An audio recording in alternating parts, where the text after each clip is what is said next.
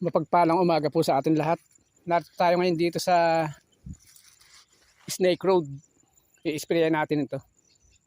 Huling spray na natin ito. Pag ito na-sprayan na natin, tapos na yung trabaho natin dito sa bukid. Maghihintay na lang tayo ng pag-aani, pag-harvest. Ang ating i-spray, ito, armory pa rin. Ayan, armory. Tsaka hahaluan natin tong Alaika. Ayan. Ay, itong 100 ml, 390. Medyo mahal siya. Yung 1 liter nito, 3,000. Kaya maaari yung talagang po nito. Yellow level siya, kaya medyo iba dating yan. Medyo matapang talaga. Yung 100 ml na yun, ititimpla natin dito sa ito 1 litro to eh. Pupunuin natin ito ng tubig tsaka yung Alaika na yun. Ngayon, ang gagawin natin timplada rito.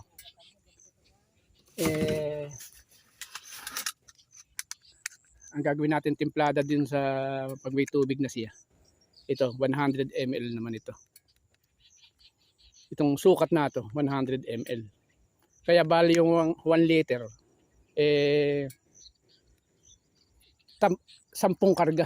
karga dun sa sprayer. Yan, maganda na yung natin.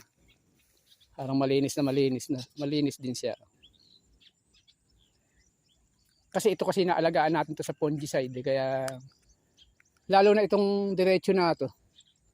Halos 2 beses natin to na-sprayan ng yung Cabrillo at saka yung Coside, itong diretsong banos na to. Yung sa gawing kaliwa doon, minsan lang, pero yung Cabrillo din ang ginamit natin. Yung armory natin, maaaring hindi sasapat dito sa maaaring hindi tayo labing isang karga kasi mga 10 karga lang to eh. Ito yung Cabrillo, may tira tayo. Ito yung ating pampupuno. Ayan.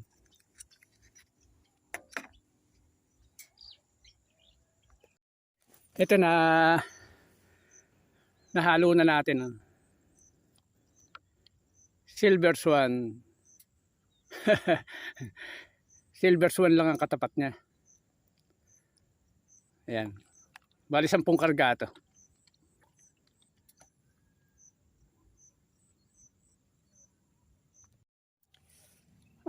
Ito yung ganito timplada natin sa ito armory.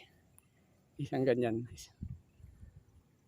Pagkatapos itong Alaika, ito 100 ml. Ayan.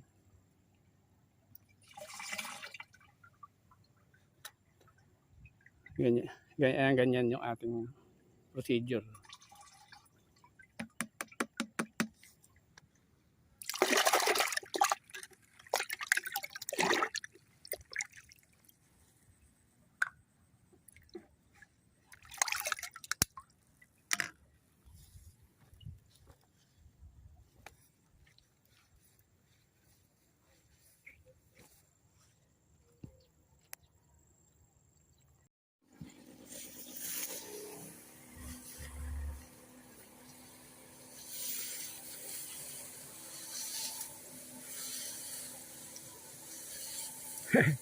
Mahirap din lumakad eh.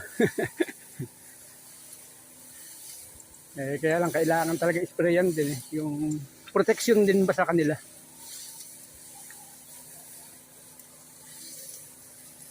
Makalusot sana ito sa mga paparating na bagyo. Makuha na siya eh. Kumbaga sa kuwan eh. Ibig-ibig na niyang yumuko.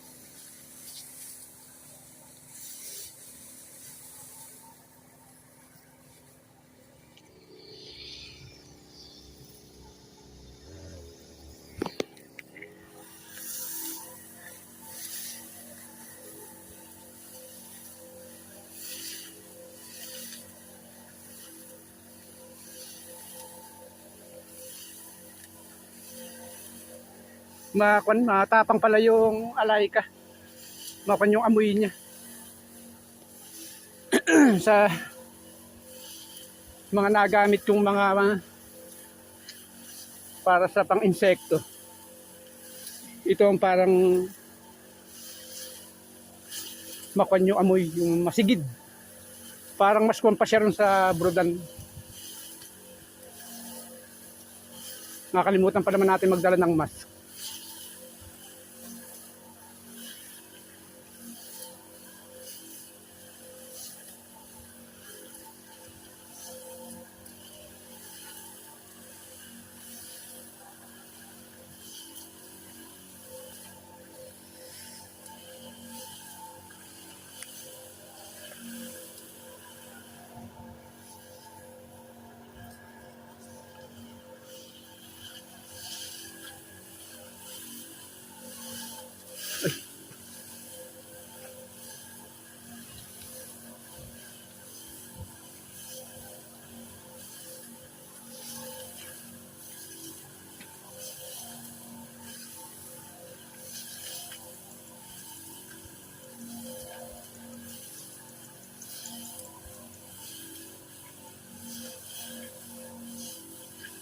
Magaganda yung laki ng palay natin din dito sa Snake Road. Parang mas malalaki ito kumpara dun sa Barangay San Juan. Malalaki din yun pero parang dito kasi parang halos lahat eh. Para ba yung sa may Barangay San Juan, hindi siya lahat eh. May mga lugar na maliliit. Eh ito parang halos lahat sila malalaki. Itong sa Snake Road natin. Kaya yung ayan, katabi lang sa katabi natin yan.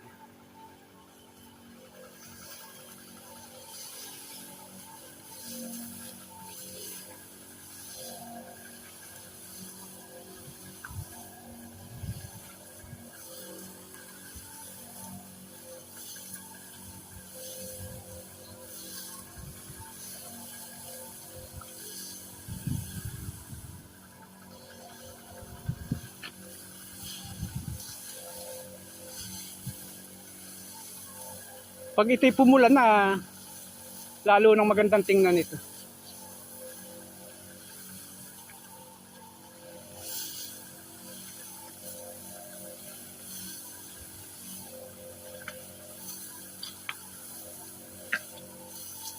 Sana nga ay marami tayong anihin.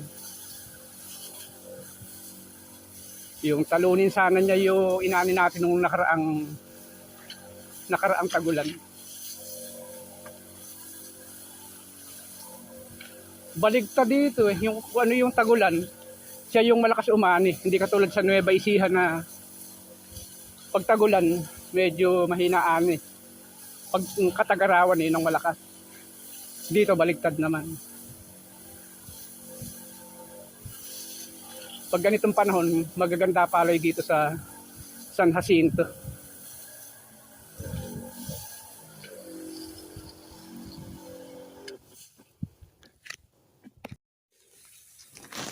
Hindi natin mayayari itong ating istoryan. Magtitira tayo ng mga isang banos. Magnanay na rin eh. Siguro baka mga 2 karga na lang tayo. Bukas na uli. Medyo matagal kasing mag-spray din pagka ganitong malalaki na. Halos ganyan na. Yung laki niya. Kaya mahirap lumakad.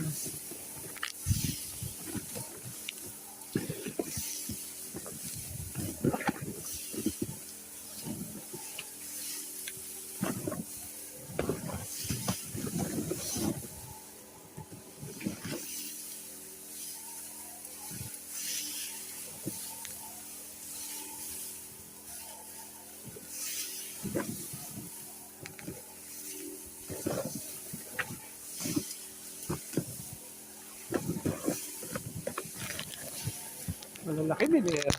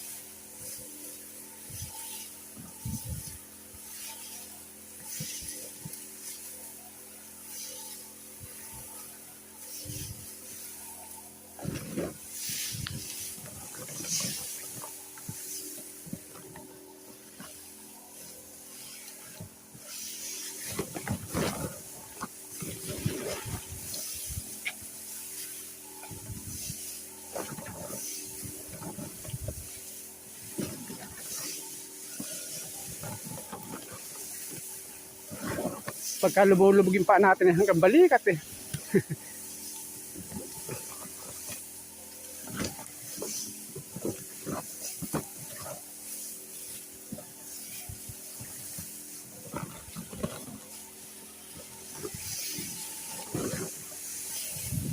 Ay.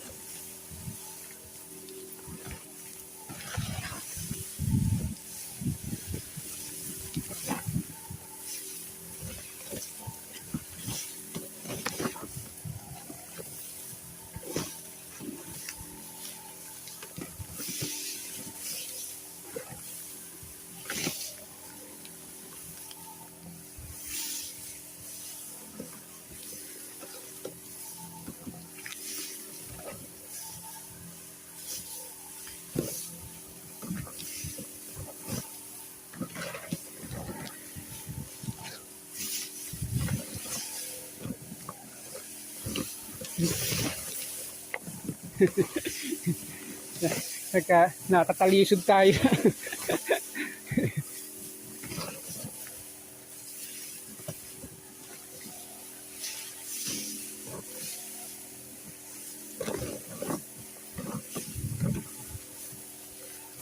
Mga 1 week pa to.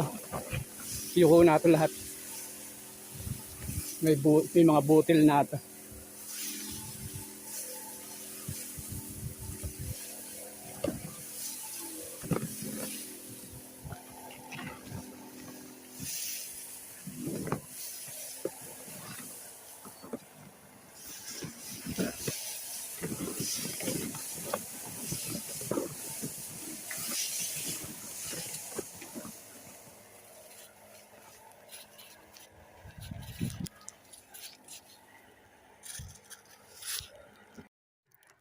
Ay, uwi na tayo.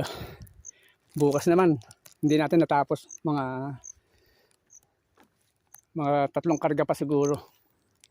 Mga hanggang 3 karga o 4. Eh, nakagayak na tayo. Ang hindi natin na-sprayan ito, itong diretso na ito. Itong tapat ng tulay. Yan. Bali 6 na pasada yan. Mga kanya siguro 4. Mga 4 na karga. Ito yung pinakatapat ng tulay yan. Mahirap na kasi lumakad kaya kumbaga sa medyo mabagal tayong mag-spray.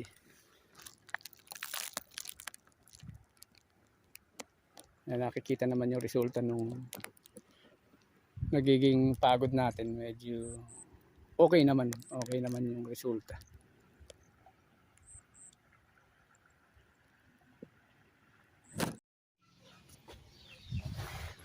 Kumuha tayo ng bigas dito sa San Fabian.